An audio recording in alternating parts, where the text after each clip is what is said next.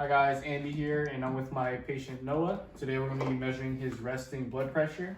So first we're going to make sure they're seated and relaxed, and make sure they have like no stress, no anxiety, no nervousness, because that could possibly spike up blood pressure readings.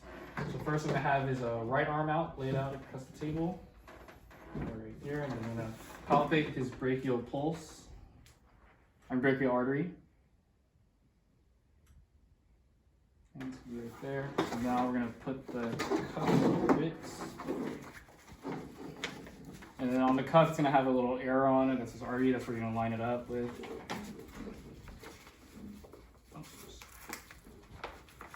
Okay. So make sure it's aligned with that. So we'll put the dial on.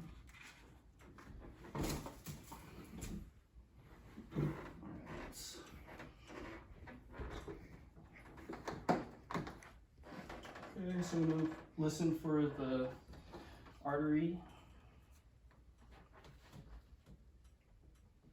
Okay, and now I'm going to pump it up to about 180 millimeters of mercury, and then I'm going to slowly bring it down by about 3 per second. Okay, here we go.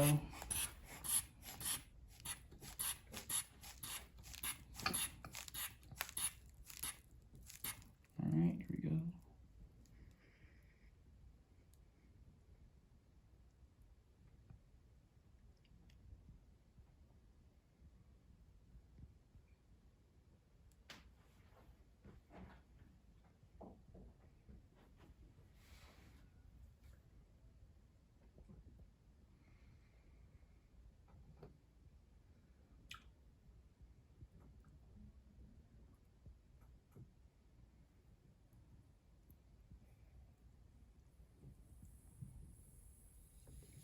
Okay, so for that one, I got about 120 over 80, which is about. Okay, so now we're going to be measuring my client's body composition. So we're going to be taking measurements from 3 sites for the Jackson and Pollock equation. It's going to be at the chest, the abdomen, and the thigh. So we're going to start off with the chest. So first, take a measuring tape. You're going to start the 0 at the crease of the armpit and then measure it up to the nipple. Okay, so it's about 10 centimeters, and then we're going to divide it by half and then mark it. Okay. All right. Right now, so we're measuring my patient's body fat composition at 3 different sites for the Jackson and Pollock equation. It was going to be at the chest, the abdomen, and the thigh. We're going to start off with the chest. So first, take a measuring tape. And then you're going to start at the crease of the armpit and measure all the way to the nipple line. So here, it's going to measure at about 10 centimeters. So we're going to go at half of that at 5, and then we're going to mark it. This is going to be a place where we take our do our measurements. Okay. Now we're going to take the caliper, and we're going to pinch about 3 inches, and then we're going to pull away from the skin. And then we're going to take here. Okay. And then if you pull over here, it's going to see a measurement of 3. Okay. Okay. All right, so now we're going to measure my patient's body fat composition at the abdomen. So first we're going to look at the umbilicus, and then we're going to measure about 2 centimeters away. So here we go. 0, and it's going to be right about there. So I'm going to hold it with my finger, and I'm going to mark it. Okay. So now I'll take my caliper, and then I'm going to go to the site, and I'm going to pinch and pull.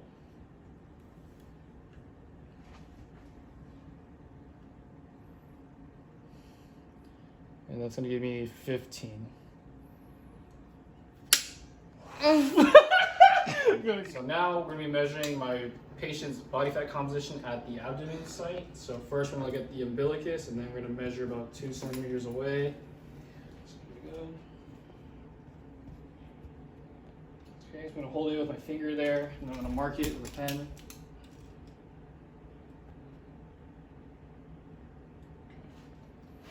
Alright, so now I'm going to take my caliper, and I'm going to pinch and pull away from the skin.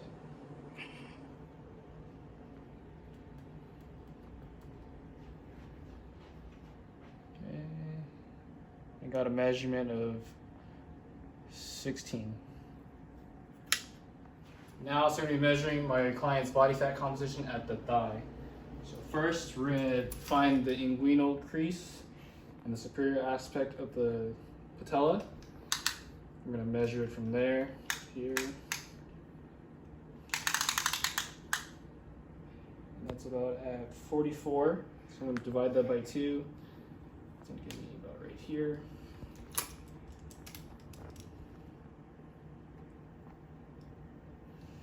Okay, so now I'm going to take my caliper at this site, 3-inch, and then I'm going to pull.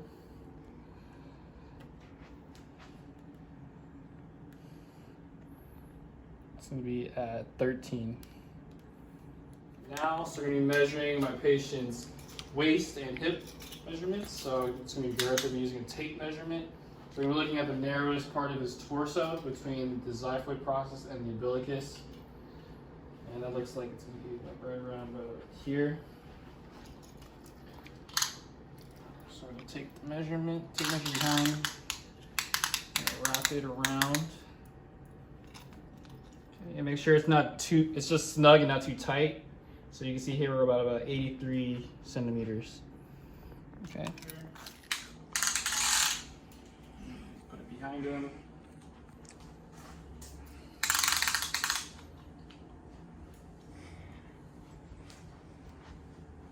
Okay, we're about at 99 centimeters. Okay. So now we're going to be doing the YMCA sit and reach test to test flexibility. So now we're going to have our client seated, and you can see here that I have a yardstick taped to the floor at the 15-inch mark. So that's going to be our baseline for measurement. So for this test, it's important to note that the hands must be overlapping and even at the fingertips. So there's no reaching.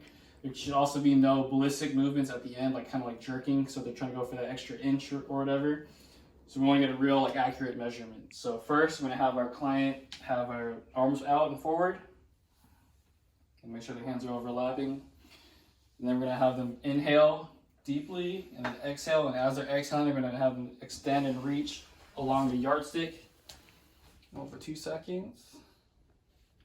Okay, you can relax. So it's going to be at the 16-inch mark. Okay, now so we're going to be measuring my client's shoulder flexion range of motion with the goniometer. So first, we're going to have them supine, and then I'm going to ask the patient to fully bring their arms up by their ear. Okay, so now I'm going to take the goniometer, and then right about where the armpit is, or the armpit is going to be where we're going to have the fulcrum. So the stationary arm is going to be this way, and then this is the movement arm is going to be measure the range of motion. So we're going to measure with the shaft of the humerus. Okay, and you can see right here, maybe you can't, but this is going to be at 10, so this means it's going to be at 170 degrees of flexion. Okay. So now we're going to be measuring my client's elbow flexion. So first, we're going to take the fulcrum, and we're going to put it on the lateral epicondyle. And now we're going to have the movement arm. Oh, sorry. Flipped it, sorry. The movement arm is going to be going with the arm, or with the radius as he's doing the elbow flexion. So go ahead and do it. Flex your arm.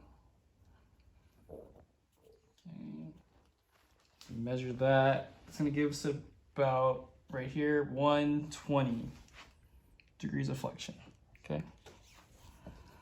Okay, so now we're going to be measuring my patient's hip flexion range of motion. So we're going to find the greater trochanter. Rotate his leg a little bit to find it. Okay, it's going to be right about here. Fulcrum's going to go there. The stationary arm is going to go up the spine, and the movement arm is going to follow his femur as he's doing hip flexion. So you're going to do the movement. So bring your knees to your chest, right knee to the chest. Okay, it's going to be moving with him. Okay, right there, and you can see that's going to be about 86 degrees of hip flexion. Okay, so now we're measuring my patient's knee flexion range of motion with the goniometer. So here we're going to find the lateral epicondyle. And then we're gonna place the fulcrum right there. So the stationary arm is gonna be along the femur while the moving arm is gonna be along the fibula. So for this motion, we're gonna have a patient bring their heel to their butt. So go ahead and bring your heel to your butt. Gonna be moving with it. Okay, right about there. And if you can see right here, it's gonna be about 112 degrees of knee flexion.